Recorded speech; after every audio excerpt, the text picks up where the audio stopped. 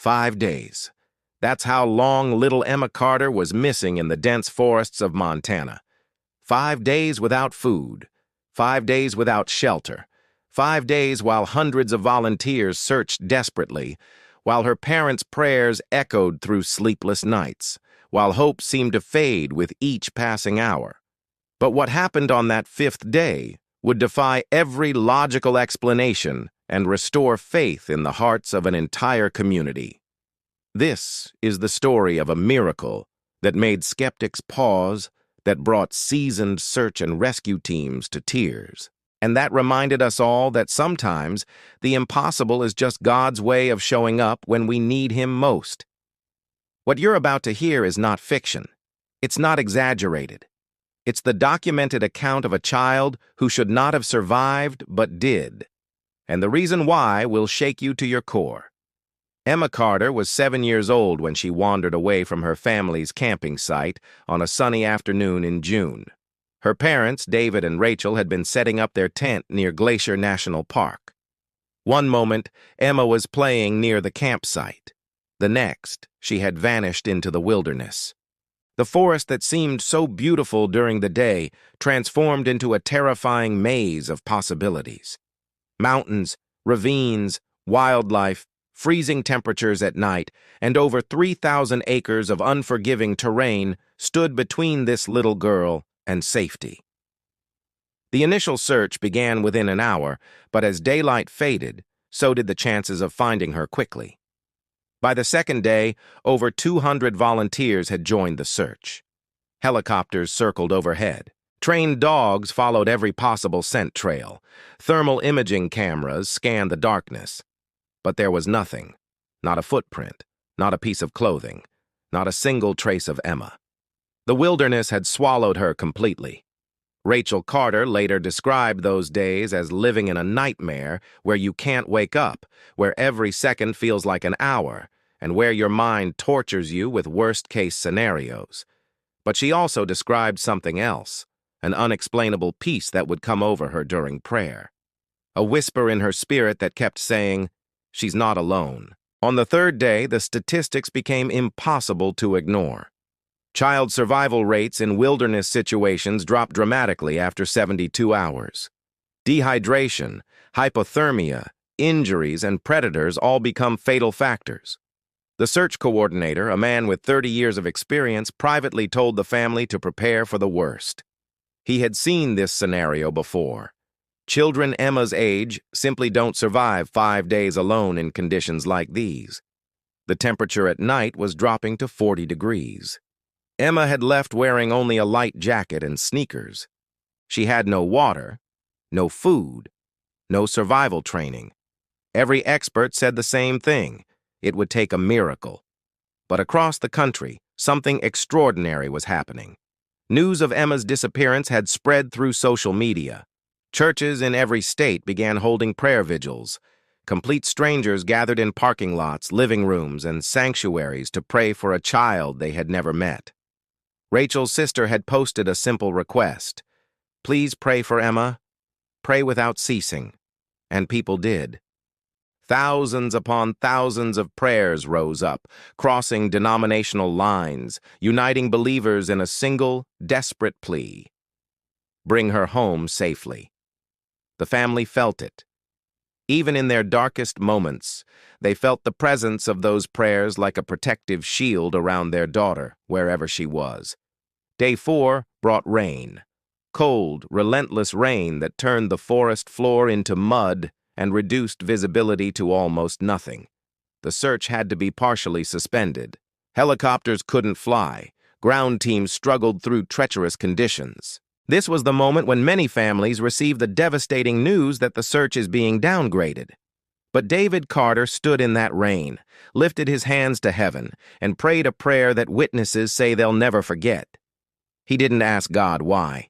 He didn't bargain or beg. He simply said, "Father, you know where she is. You've been with her every moment. We trust you. Bring our daughter home." It was a prayer of surrender. A prayer of faith when every circumstance screamed hopelessness. And according to what happened next, it was a prayer that reached the throne of God. On the morning of the 5th day, a volunteer who had joined the search on a whim decided to check one more area before giving up. This wasn't part of the official search grid. It was a section that had already been cleared. But something, he later said, told him to go back.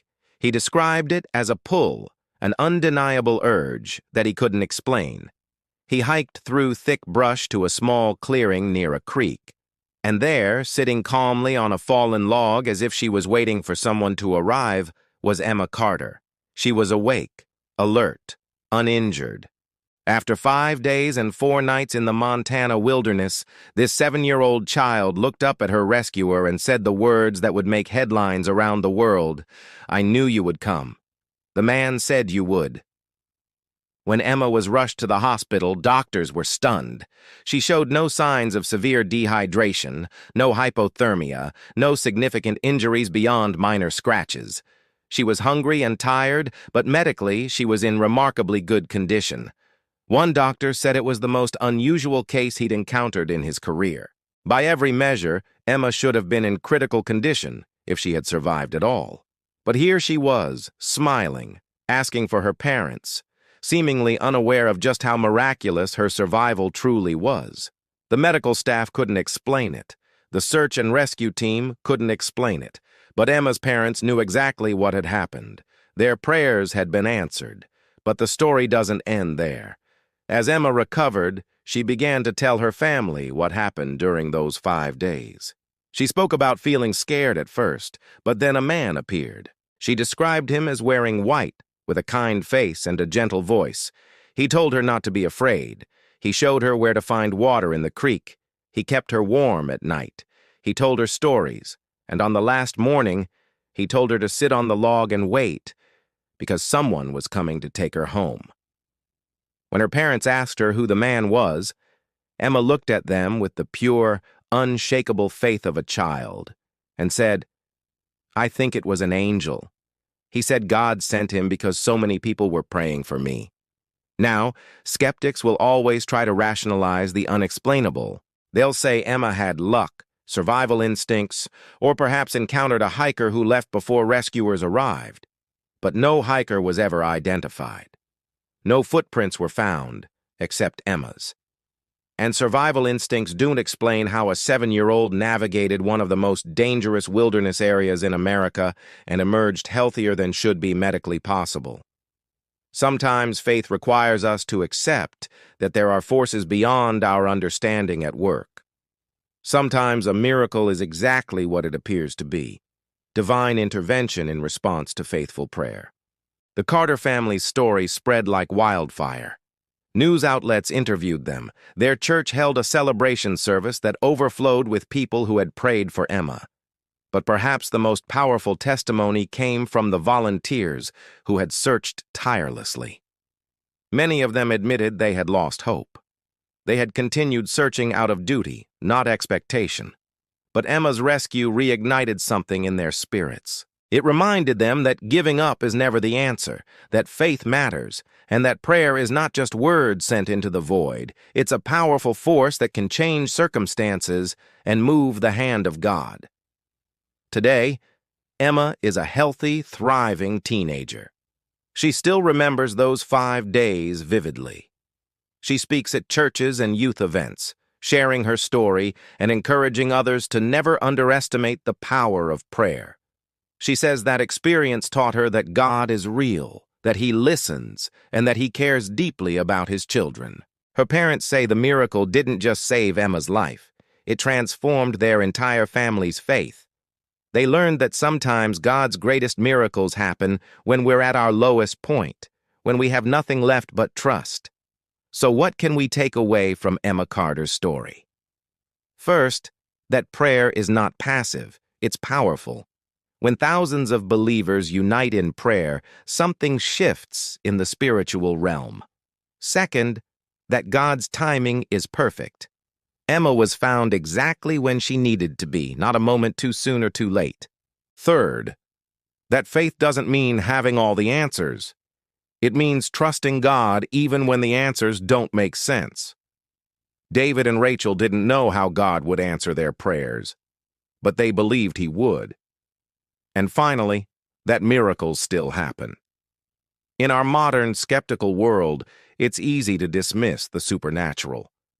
But stories like Emma's remind us that God is still active, still listening, and still performing miracles for those who believe.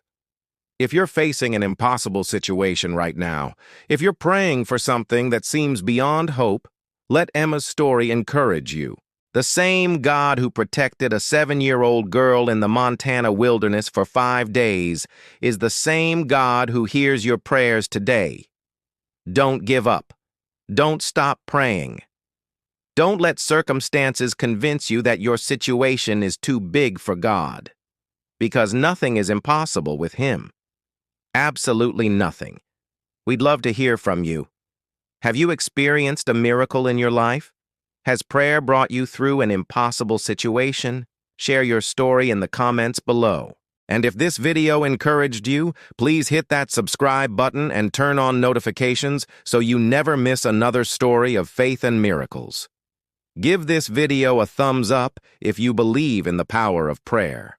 And most importantly, if you know someone who needs to hear this message, share it with them today. Sometimes a story of hope is exactly what someone needs to keep believing.